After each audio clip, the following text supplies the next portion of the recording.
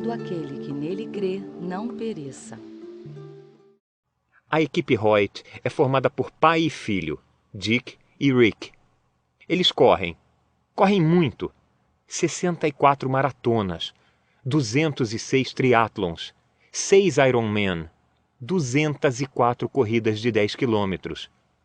Desde 1975, eles cruzaram quase 1000 linhas de chegada. Até atravessaram os Estados Unidos. Levaram 45 dias para correr e pedalar 6.000 quilômetros, mas conseguiram. Os Hoyt adoram corridas, mas somente metade da equipe pode correr. O pai, Dick, pode. Mas as pernas de Rick não funcionam, nem sua fala. Em 1962, quando nasceu, o cordão umbilical estava enrolado em seu pescoço, o que deixou seu cérebro sem oxigênio, roubando-lhe a coordenação do corpo. Os médicos não deram esperança quanto ao seu desenvolvimento. Dick e sua esposa Judy não aceitaram o prognóstico. O filho não podia tomar banho, se vestir ou se alimentar, mas podia pensar. Os pais sabiam que ele era inteligente. Por isso, matricularam-no em uma escola pública. Ele completou os estudos, entrou na faculdade e se formou. Mas Rick queria correr. Aos 15 anos, perguntou ao pai se podiam participar de uma corrida beneficente de 8 quilômetros. Dick não era um corredor, mas era um pai. Por isso, pôs o filho em uma cadeira de 3 rodas e lá foram eles. Desde então, eles não pararam mais. O jovem Rick Hoyt conta com o pai para fazer tudo. Para levantá-lo, empurrar sua cadeira de 3 rodas enquanto corre, pedalar para ele e puxá-lo na natação. A não ser o coração disposto, ele não faz esforço algum. Rick depende inteiramente da força do pai. Deus deseja que você faça o mesmo. Para que todo aquele que nele crê não pereça, mas tenha a vida eterna. João 3,16. Não assimilamos bem a frase "nele crê" em nossos dias de alimento espiritual autossuficiente. Acredite em si mesmo é uma das opções comuns do menu de nossos dias. Esforce-se mais, trabalhe mais, vá mais fundo. A autoconfiança é o nosso objetivo. E a tolerância é nossa virtude. Nele cheira a exclusão. Todos os caminhos não levam ao céu. O islamismo, o hinduísmo, o budismo e o humanismo. A salvação vem em muitas formas, certo? Cristo vai contra a maré neste assunto. A salvação é encontrada não em si mesmo ou neles, mas nele. Nós levamos para a corrida espiritual o que Rick Hoyt leva para a corrida física. Nossas pernas espirituais não têm força. Nossos princípios morais não têm músculos. Nossas boas ações não podem fazer-nos cruzar a linha de chegada, mas Cristo pode. Aquele que não pratica, porém crê naquele que justifica o ímpio, a sua fé lhe é imputada como justiça. Epístola aos Romanos, capítulo 4, versículo 5. Paulo assegura a salvação para as pessoas mais improváveis. Não para o trabalhador, mas para o que confia. Não para o fisicamente capaz, mas para o incapaz. Não para o santo opulento, mas para o falido e imprestável. O filho que confia como Rick Hoyt. É a fé dessa pessoa que faz com que ela seja aceita por Deus. Epístola aos Romanos, capítulo 4, versículo 5. Trazemos o que Rick traz, e Deus faz o que Dick faz. Ele assume a responsabilidade por seus filhos desde a largada até a linha de chegada. Ouça o que ele nos diz em João capítulo 10, versículo 28. Dou-lhes a vida eterna, e nunca hão de perecer, e ninguém as arrebatará das minhas mãos.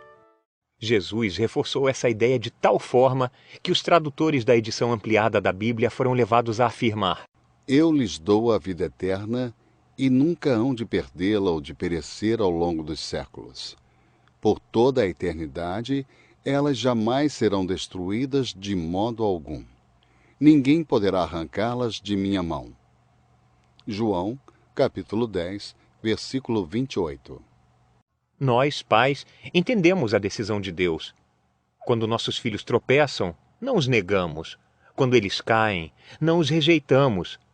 Podemos castigá-los ou repreendê-los, mas expulsá-los da família? Não podemos. Eles estão biologicamente ligados a nós. Aqueles que nascem com o nosso DNA irão morrer com ele. Deus, nosso Pai, imagina o mesmo relacionamento conosco. Na salvação, nós nos tornamos filhos de Deus. E ele altera nossa linhagem, redefine nossa paternidade espiritual e, ao fazê-lo, assegura a nossa salvação. Para cumprir a missão, ele nos sela com seu Espírito. Tendo nele também crido, fostes selados com o Espírito Santo da promessa. Efésios, capítulo 1, versículo 13. Uma alma selada por Deus está segura. Enquanto estava na faculdade, trabalhei por algum tempo em uma fábrica de aspiradores de pó. Montávamos a parte que ia da tomada ao tubo do eletrodoméstico. O último passo na linha de montagem era selar e despachar. A essa altura, a empresa já tinha investido muitas horas e dólares no utensílio. Por isso, eles tinham o maior cuidado para embalar o produto.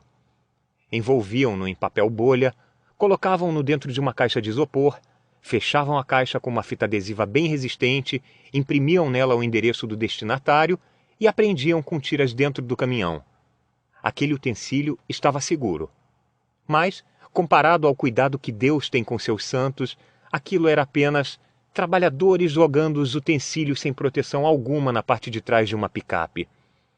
Deus nos sela a vácuo com sua força mais poderosa, seu próprio Espírito. Ele reveste seus filhos com uma armadura espiritual, nos cerca com seus anjos e faz morada em nós. Cristo pagou um preço muito alto para que nós ficássemos protegidos. O Espírito é a marca de propriedade de Deus colocada em vocês, a qual é a garantia de que chegará o dia em que Deus os libertará. Efésios, capítulo 4, versículo 30. Que diferença faz esta certeza? Um piloto da Força Aérea contou-me sobre o dia em que esqueceu de afivelar o cinto ao se sentar em seu jato potente. Ele completou cada uma das outras ações preliminares, cumpriu sua lista de tarefas do começo ao fim. Contudo, esqueceu-se de afivelar seu cinto de segurança. Seu jato estava configurado de um jeito que, quando ele estivesse no ar, o cinto não poderia ser afivelado. Ser ejetado do avião significava separar-se de seu assento, e separar-se de seu assento significava separar-se de seu paraquedas e cair de cabeça a 200 km por hora. Isso acabaria com a alegria da viagem. Dá para imaginar você voando sem um paraquedas? Muitos imaginam. A insegurança eterna tira a alegria de muitas pessoas. Somente Cristo garante um pouso seguro. Compare a oferta de Cristo com a de outras religiões. O judaísmo vê a salvação como uma decisão no dia do juízo, baseada em princípios morais. Os hindus esperam várias reencarnações na jornada da alma pelo cosmos. O budismo avalia sua vida segundo as 4 nobres verdades e o nobre caminho óctuplo. Os muçulmanos têm acesso a Alá cumprindo as obrigações dos 5 pilares da fé. Muitos filósofos consideram a vida além-túmulo como algo oculto e desconhecido. Um deles chamou a morte de um passo para o grande talvez. Outro, um grande salto no escuro. Ninguém, senão Jesus, afivela você. Você pode escorregar. De fato, você irá escorregar, mas não cairá. Daí o convite para que creia nele. Não acredite em você. Você não pode se salvar. E não acredite nos outros. Eles não podem salvá-lo.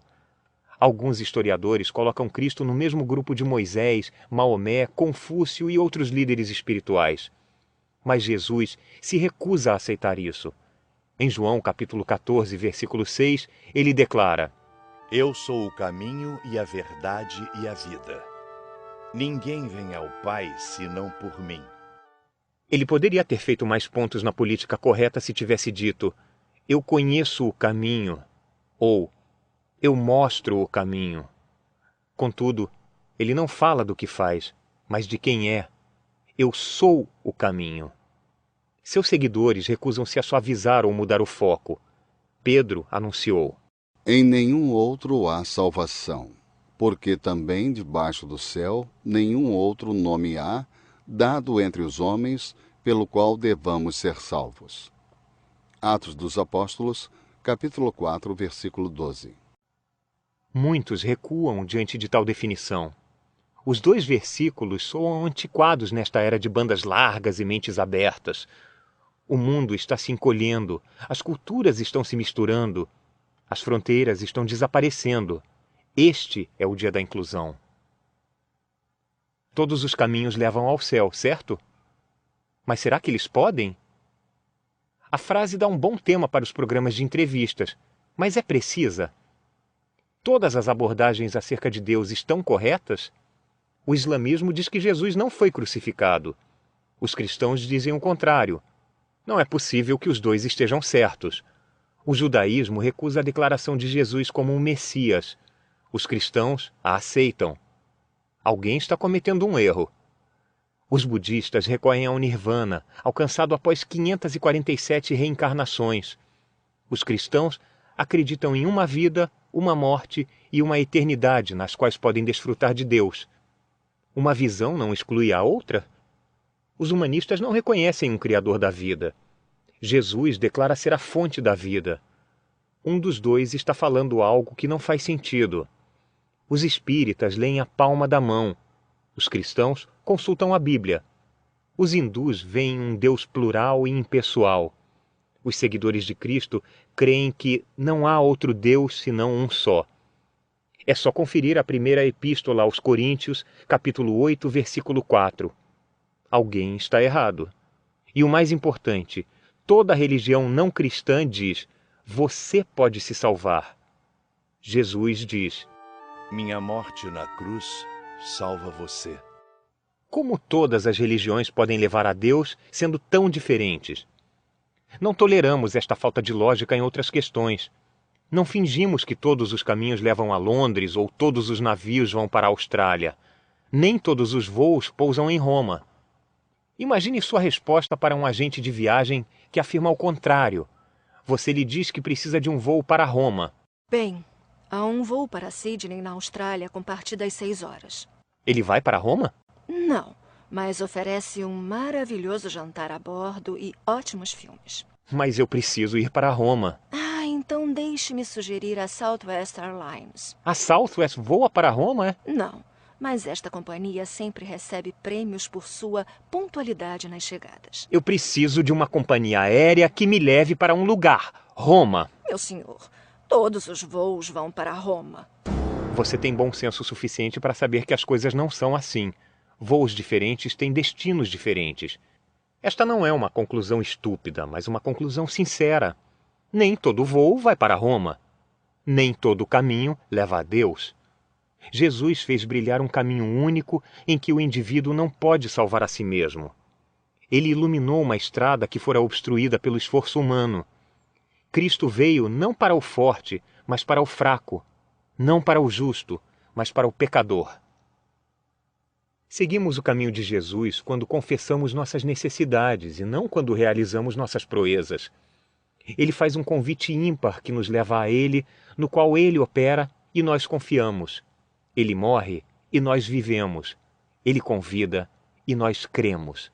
Nós cremos nele. A obra de Deus é esta, que creiais naquele que Ele enviou. João, capítulo 6, versículo 29. Acreditar em si mesmo? Não. Creia nele. Acreditar neles? Não. Creia nele. E aqueles que fizerem isso, aqueles que nele crerem, não perecerão, mas terão a vida eterna. Ouviu? De novo estamos diante de João 3,16. Como começamos a acreditar? Fazemos o que o jovem Rick Hoyt fez. Recorremos ao nosso pai em busca de ajuda. Quando Dick e Rick Hoyt cruzam as linhas de chegada, ambos recebem medalhas. As listagens que aparecem depois da corrida incluem os nomes dos dois. O pai faz o trabalho, mas o filho divide a vitória. Por quê? Porque ele acredita. E uma vez que ele acredita, ambos comemoram a chegada. Que você e seu pai façam o mesmo.